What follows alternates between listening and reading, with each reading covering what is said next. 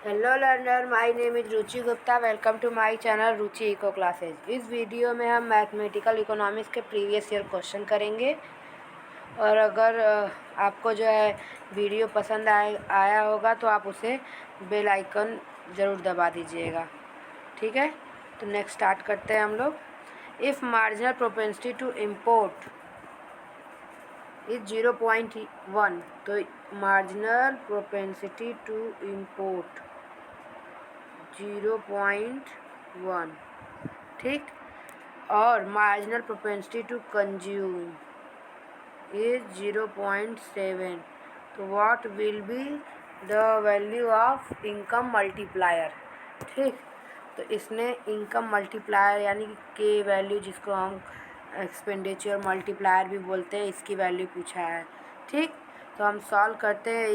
इसका होता है 1/1 माइनस MPC, ठीक। अगर इनकम मल्टीप्लायर पूछ रहा है या गवर्नमेंट इनकम मल्टीप्लायर, तो हम 1/1 माइनस MPC करेंगे और फिर उसके बाद सॉल्व करते हैं। तो k इक्वल्स टू 1/1 माइनस 0.7, तो आ जाएगा 1/0.3, तो हो जाएगा 10/3 इक्वल्स टू 3.33, ठीक।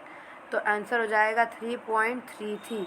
लेकिन अगर ये फॉरेन ट्रेड इनकम मल्टीप्लायर के टर्म्स में पूछता है तो उसका फार्मूला होता है फॉरेन ट्रेड वाला KF, foreign trade multiplier 1/MPS plus MPI, 8 से M, marginal propensity to import, ठीक।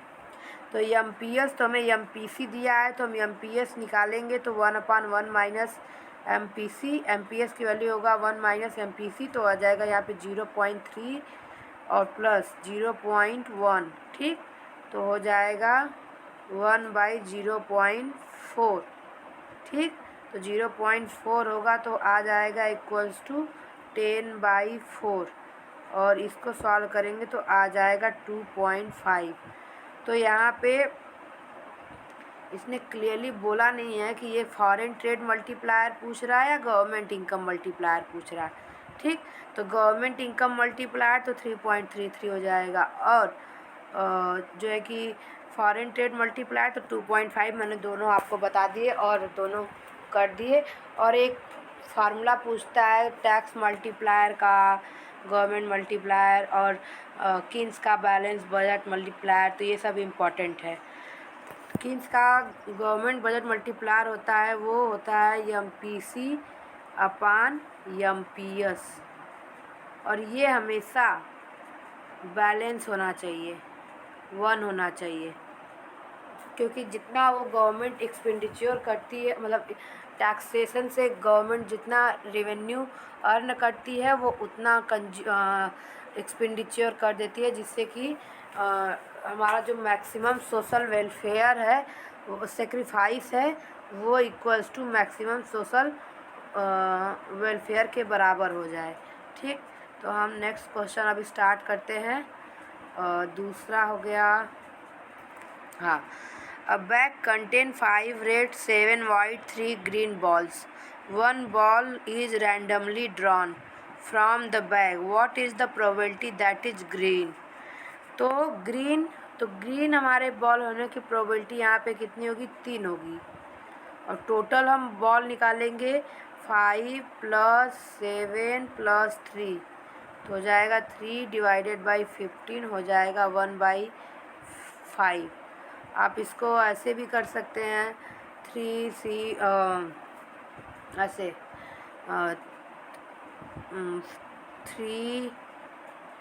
3C1 देन और डिवाइडेड बाई 15C1।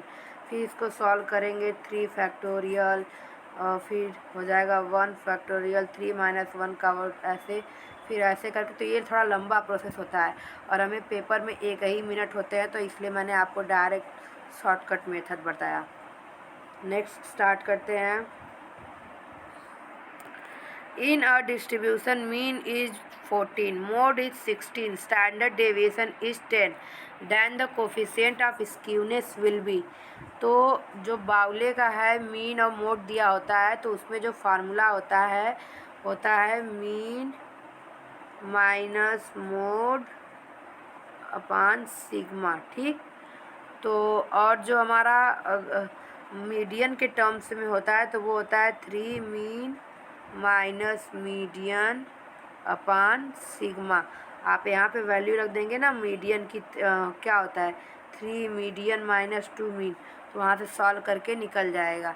तो हम फार्मूले में पुट करते हैं, इसको हम फार्मूले में पुट करते हैं तो होगा 40 माइनस 60 अपान 10, तो माइनस 20 अपान 10 हो जाएगा -2, तो आंसर हो जाएगा -2। तो हम अब नेक्स्ट क्वेश्चन करते हैं। नेक्स्ट क्वेश्चन हमारा है जो है ग्रोथ मॉडल से है कि in an economy the GDP deflator is found to be the 110 for the current year if the GDP has registered an annual growth rate of 10% in the same year, then the rate of growth of real GDP will be। तो हम देखते हैं कि हमारा जो होता है inflation जो होता है, इन्फ्लेशन को हम पाई से डिनोट कर सकते हैं। तो इन्फ्लेशन जो होता है या से जीडीपी डिफ्लेटर, ठीक, क्योंकि जीडीपी डिफ्लेटर जो होता है वो हमारा प्राइस इन्फ्लेशन होता है। ये इसने करेंट ईयर का वो दिया है प्राइस जिसमें हम 100 के साथ ऐड करते हैं। ठीक, तो करेंट ईयर का जो हमारा जीडीपी ग्रोथ हो गया 110 हो गया, और हमारा जो प्रीवियस ईयर का उसको हम 100 एज्यूम करके चलते हैं, तो हमारा इन्फ्लेशन जो हो गया वो 10% हो गया। ठीक, इन्फ्लेशन जो हो गया वो 10% हो गया। तो इन्फ्लेशन हमारा 10% हो गया। उसके बाद दिया if the GDP has registered an annual growth rate of 15%। तो जब हमारा जीडीपी का ग्रोथ रेट होता है तो उसमें अनएम्प्लॉयमेंट, इन्फ्लेशन सारी चीज़ें होती हैं। तो हमारा 15% ग्रोथ, पॉपुलेशन ग्रोथ भी होता है। तो हमारा 15% बता रहा है और इसमें हम इन्फ्लेशन को घटा देंगे। ठीक, क्योंकि ये हमारा जो है नॉमिनल जीडीपी है और ये हमसे रियल जीडीपी पूछ रहा है।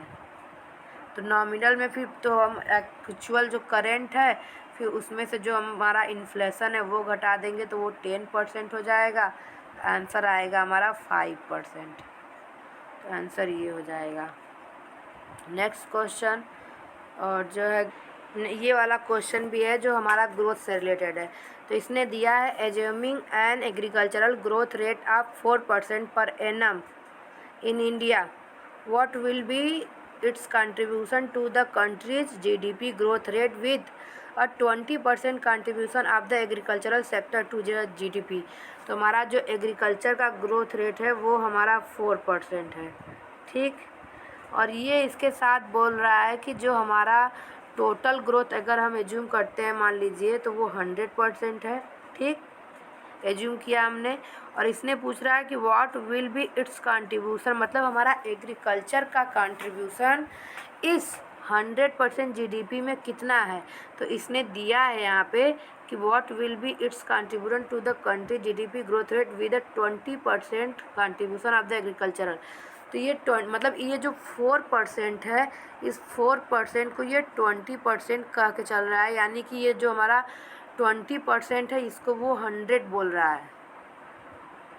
ठीक, मतलब ये हमारा जो देखिए ये जो हमारा है 4% को ये 20% बोल रहा है। ठीक, तो ये पूछ रहा है कि ये इसका हमारे 100% में क्या रोल है। ठीक, तो ये वाला चीज़ की है, इसका हमारे 4% जो है हमारा 20% है ऑफ द टोटल जीडीपी का, यानी अगर हम टोटल एज्यूम करते हैं 100%। ठीक, टोटल हमने एज्यूम कर लिया कि जीडीपी का ग्रोथ रेट 100% है, उसमें से 20% हमारा कंट्रीब्यूट कर रहा है एग्रीकल्चरल सेक्टर। ठीक, और एग्रीकल्चरल सेक्टर की जो एक्चुअल ग्रोथ है हमें 4% है, वो हमें पता है। तो ये पूछ रहा है कि what will be the contribution to country GDP growth rate with, तो ये हमारे एग्रीकल्चरल का कंट्रीब्यूशन बता रहा है कि ये 20% है, लेकिन इसका जो ग्रोथ है कि एक्चुअल ग्रोथ क्या है वो हमें जानना है। तो हम इसको यहाँ से ऐसे डिवाइड कर देंगे, 100 डिवाइडेड बाई 20 तो आएगा 5%। मतलब ये कि हमारा जो 4% हमारा एक्चुअली में ग्रोथ कर रहा है, और ये बता रहा है कि जैसे कि हमारा जैसे होता है ना 100% है तो इसमें डिफरेंट डिफरेंट सेक्टर इतने इतने परसेंट है, तो इतने परसेंट की वैल्यू हमें 4% दे दी है, तो हमें एक्चुअल कंट्रीब्यूशन बता रहा है कि 100 का क्या है।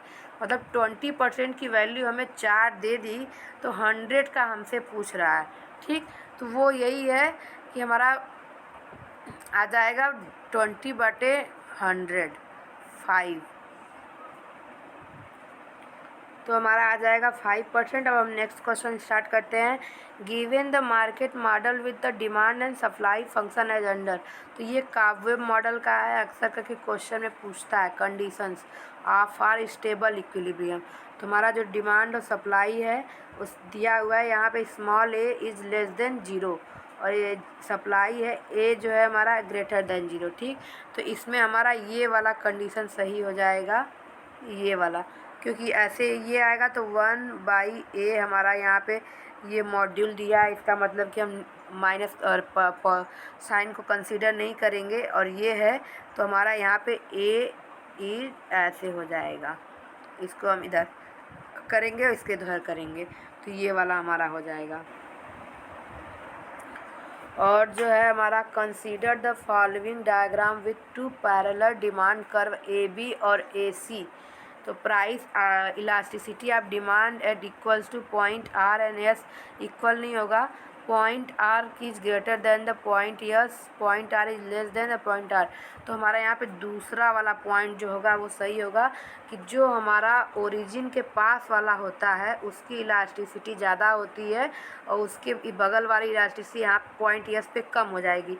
इसी तरह एक और हमारा ग्राफ है, ऐसे पूछता है, ये यहाँ पे और ये यहाँ पे। तो इस पॉइंट पे दे दिया कोई दे दिया ए और यहाँ पे दे दिया बी, तो पूछेगा कि दोनों पॉइंट पे इलास्टिसिटी सेम है या डिफरेंट है।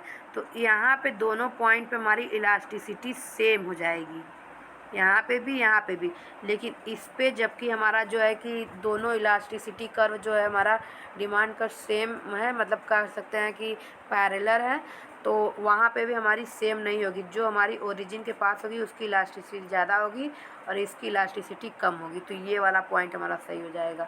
नेक्स्ट क्वेश्चन स्टार्ट करते हैं। ये दिया हुआ है हमारा, given the consumption function C equals to 0.75y and the investment function I equals to 110 minus 0.25y, तो equation of the IS function. ठीक है, तो हम IS फंक्शन का इक्वेशन निकालने के लिए IS function y equals to C plus I कर देंगे, y equals to 0.75y plus 110 minus 0.25i। ठीक, ये हो गया। अब इस 0.75y को हम इस लेफ़्ट साइड लेके आएंगे तो ये माइनस हो जाएगा, तो 1y माइनस 0.75y को हम माइनस कर देंगे तो हो जाएगा 2.5y। ठीक, 0.25y, और यहाँ से हमारा 110 माइनस 0.25i। ठीक, अब हम इस 0.25i को हम डिवाइड में लेके आएंगे, तो y इक्वल्स टू 110 0.25 माइनस ये वाला कैंसिल हो जाएगा तो आ जाएगा i।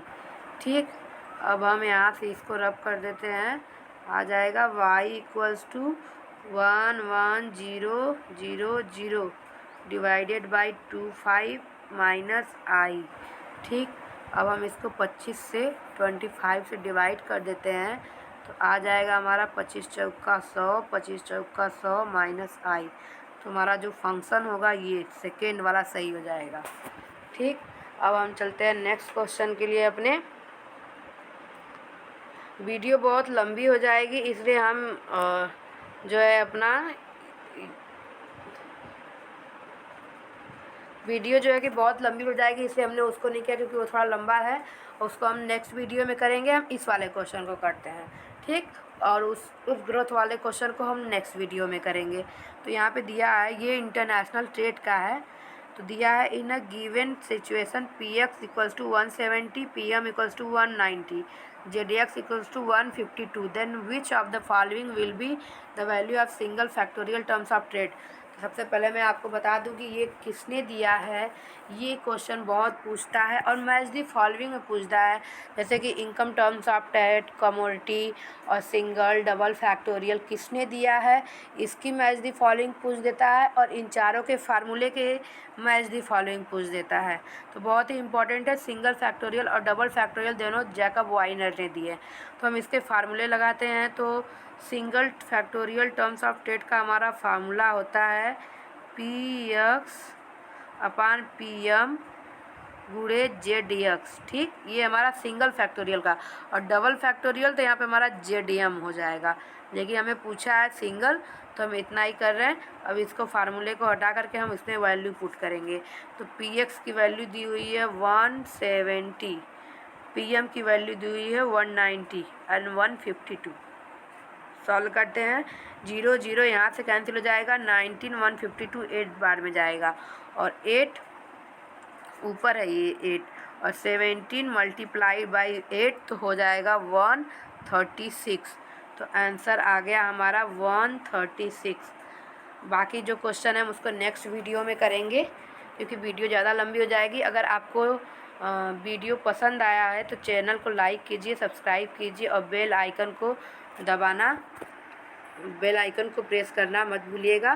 क्योंकि और ज़्यादा से ज़्यादा जो है वीडियो को शेयर कीजिए। और अगर आपको कोई भी डाउट हो किसी भी क्वेश्चन को तो आप कमेंट कर दीजिए, मैं उसे आपको क्लियर कर दूँगी। Thank you so much.